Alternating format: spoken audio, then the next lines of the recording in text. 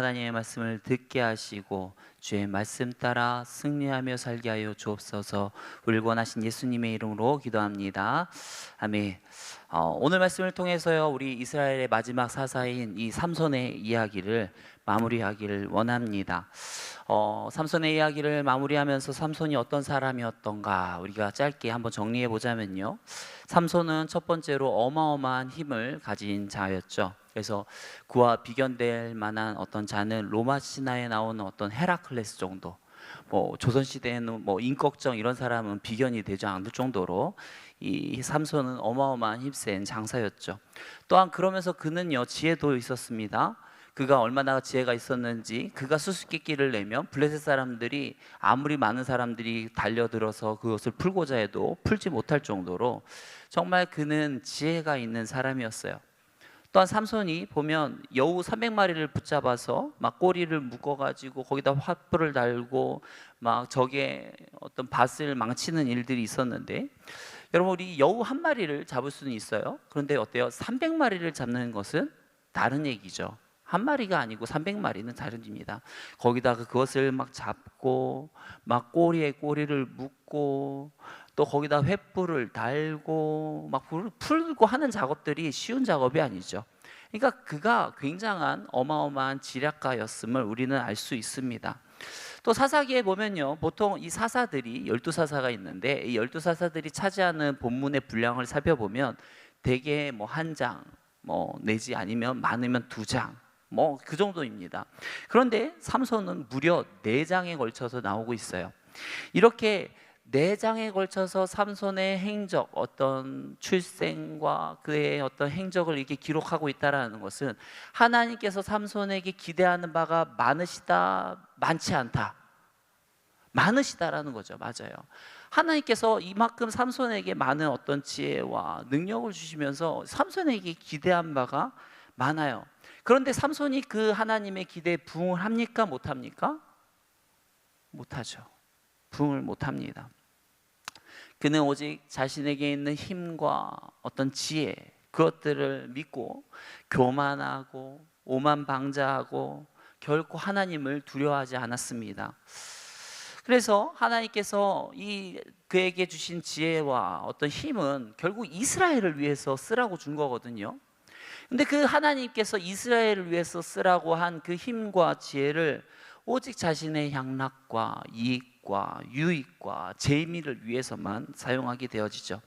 그러다 결국 어떻습니까? 지난 시간에 삼손은 여자에게 속아서 두 눈이 뽑히고 옥에 갇히고 정말 동물이나 돌리는 그런 맷돌을 돌리는 신세가 되었죠. 자, 삼손이요, 이렇게 되자 블레셋 사람들이 그를 어떻게 했는지 우리 같이 말씀을 통해서 살펴보겠습니다. 23절, 24절 말씀 같이 한번 읽어보겠습니다.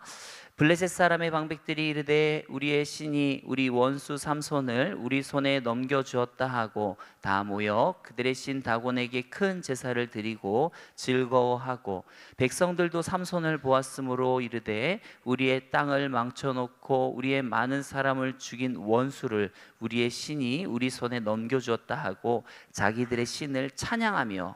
블레셋 사람들이 당시에 신을 섬겼던 신은 누군가 하면 다곤 신입니다. 이 다곤 신은요, 곡물의 신으로 불리게 되어지는데요.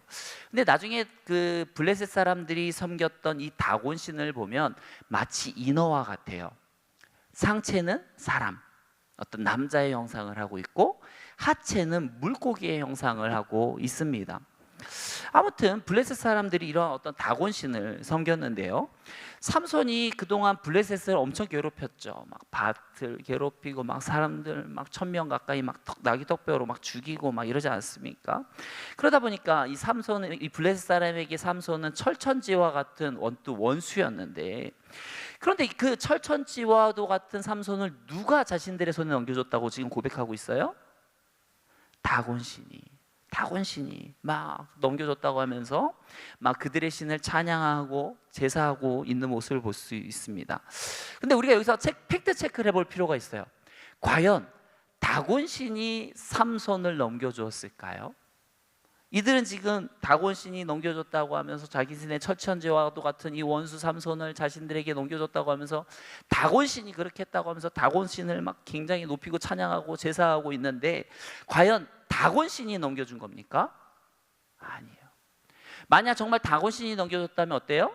이후에 삼손이 이 기둥을 무너뜨려서 수많은 사람들을 죽게 했을 때 다곤신이 블레셋 사람들을 구해줬어야죠. 건져줬어야죠. 근데 그렇지 않잖아요.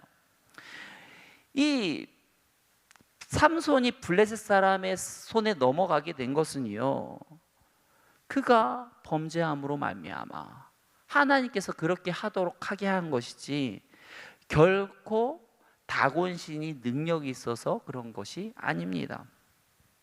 그냥 다곤은 능력이 없는 그냥 형상에 불과한 거예요.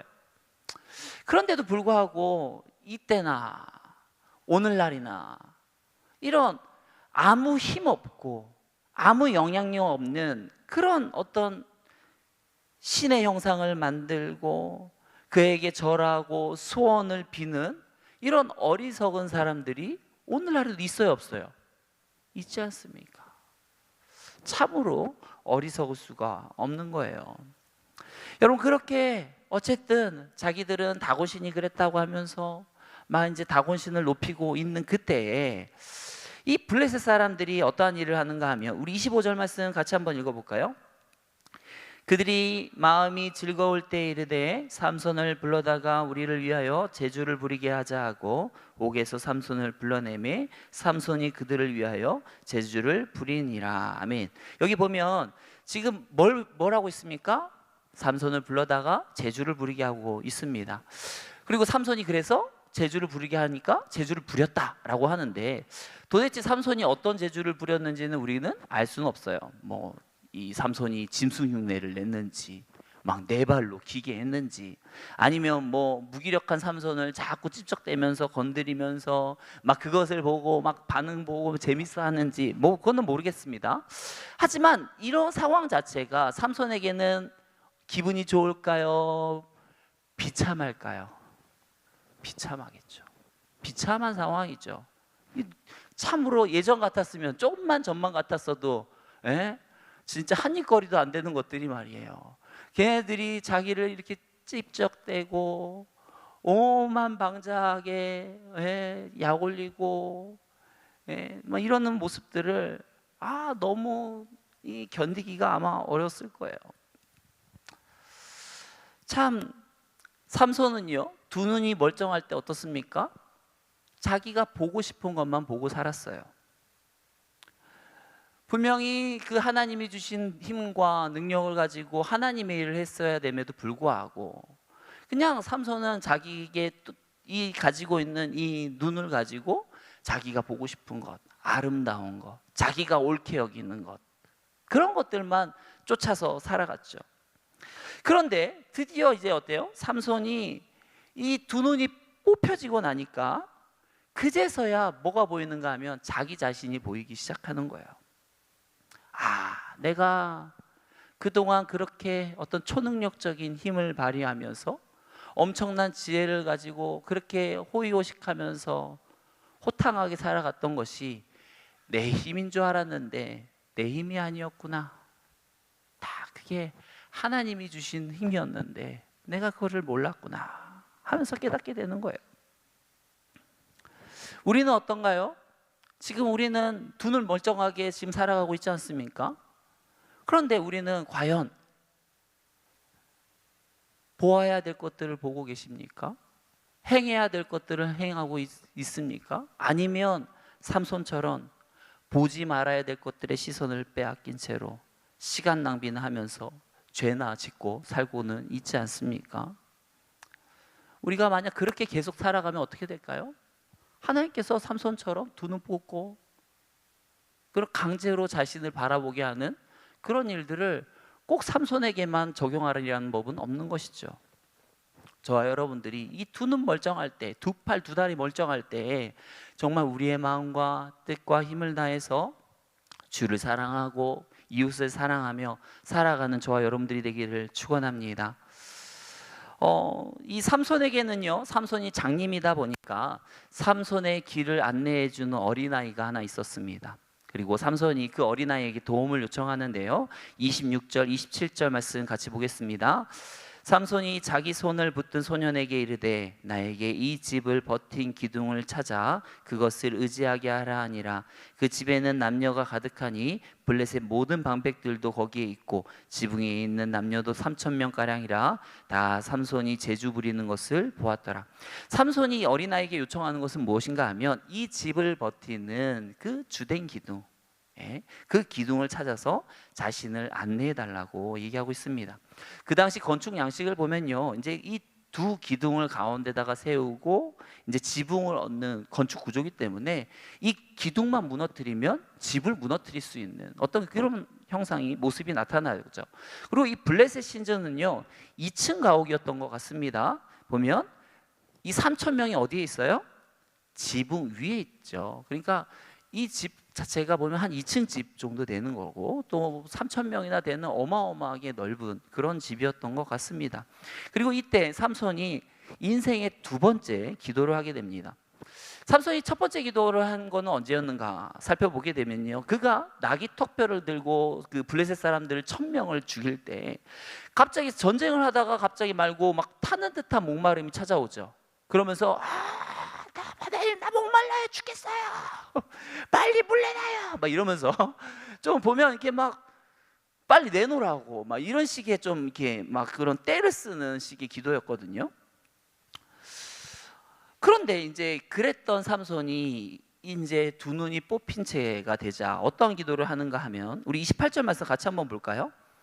삼손이 여호와께 부르짖어 이르되 주 여호와여 구하옵나니 나를 생각하옵소서. 하나님이여 구하옵나니 이번만 나를 강하게 하사 나의 두 눈을 뺀 블레셋 사람에게 원수를 단번에 갚게 하옵소서 하고, 보면서 이 삼손이 진짜 이제 제대로 된 마음으로 이제 하나님을 부르짖고 기도하는 모습을 볼 수 있습니다.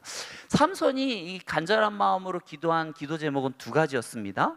첫 번째는 어떠한 거였는가 하면 여호와여 나를 생각하옵소서, 즉 나를 기억해 달라고 얘기하고 있어요.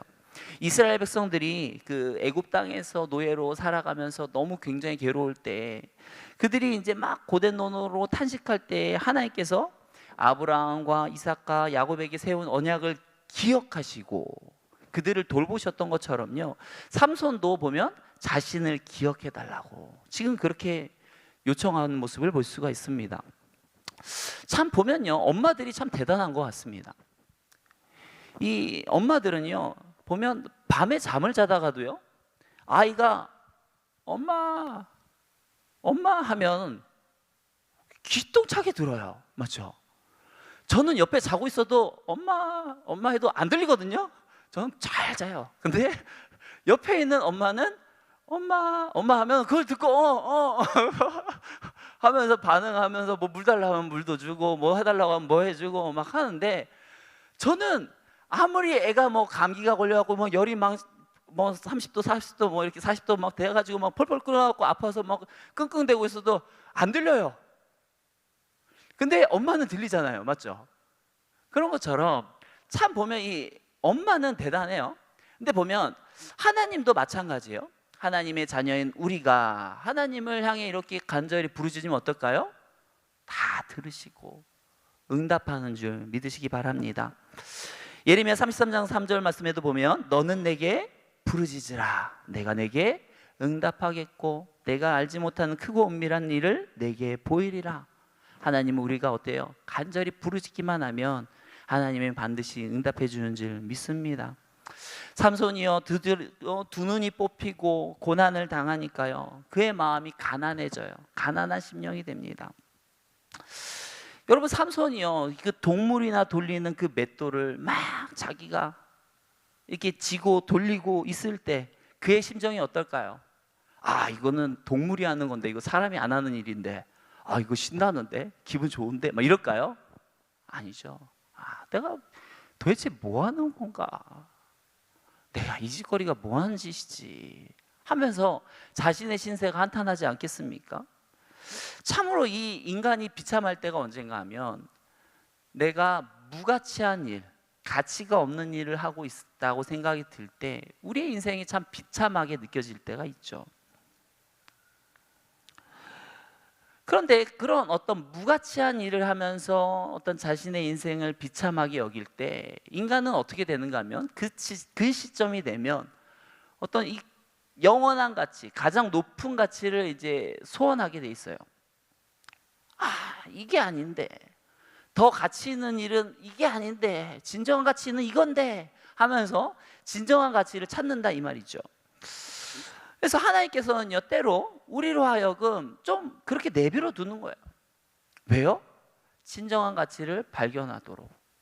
그래서 우리가 때로는 세상에서 비참한 꼴을 당하면서 무가치한 일에 어떤 우리의 시간과 에너지를 쓰도록 내버려 둬요.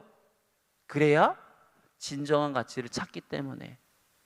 탕자의 비유에서도 어떻습니까? 둘째 아들이 재산을 탕진하고 돼지나 먹는 쥐업 열매나 먹으면서 그 가치 없는 삶을 살고 있을 때, 그러자 어떻게 해요? 그제서야 내 아버지 집이 좋았지, 내가 이게 뭔가 하면서 돌이키지 않습니까? 그런 것처럼 하나님께서는요, 우리를 때로는 그 무가치한 상태로 그냥 내버려 둡니다. 그래야 진정한 가치를 깨닫고 돌아오기 때문에. 그렇게 삼손이 이제 진정한 가치를 깨닫고 하나님을 부르짖을 때 그가 하는 기도가 두 번째 기도가 무엇인가 하면요, 28절 하반절에 보면 하나님이여 구하옵나니 이번만 나를 강하게 하사 나의 두 눈을 뺀 저 블레셋 사람들의 원수를 단번에 갖게 하여 주옵소서 하면서 삼손이 이제 드디어 내 힘이 아니라 하나님의 힘을 의지하고 있습니다. 그러면서 하나님의 힘을 구하고 있어요. 삼손 드디어 이제 어때요? 그동안 내가 누렸던 힘이 내 힘이 아니라 하나님이 주신 힘이었다라는 것들을 깨닫고 나죠.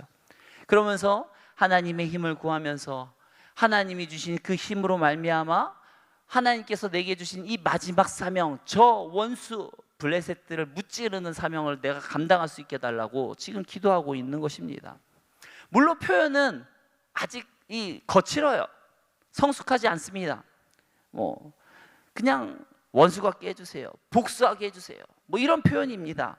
하지만 지금 그는 뭘 하고 있는가 하면 하나님의 뜻대로 지금 해보겠다고 기도하고 있는 것입니다.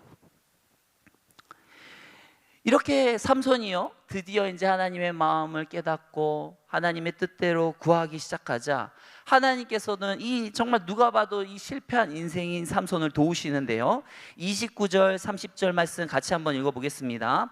삼손이 집을 버틴 두 기둥 가운데 하나는 왼손으로 하나는 오른손으로 껴 의지하고 삼손이 이르되 블레셋 사람과 함께 죽기를 원하노라 하고 힘을 다하여 몸을 굽히매 그 집이 곧 무너져 그 안에 있는 모든 방백들과 온 백성에게 덮이니 삼손이 죽을 때에 죽인 자가 살았을 때에 죽인 자보다 더욱 많았더라 하면서 집이 무너짐으로 말미암아 블레셋 사람들이 어마어마하게 죽는 모습을 볼 수가 있습니다.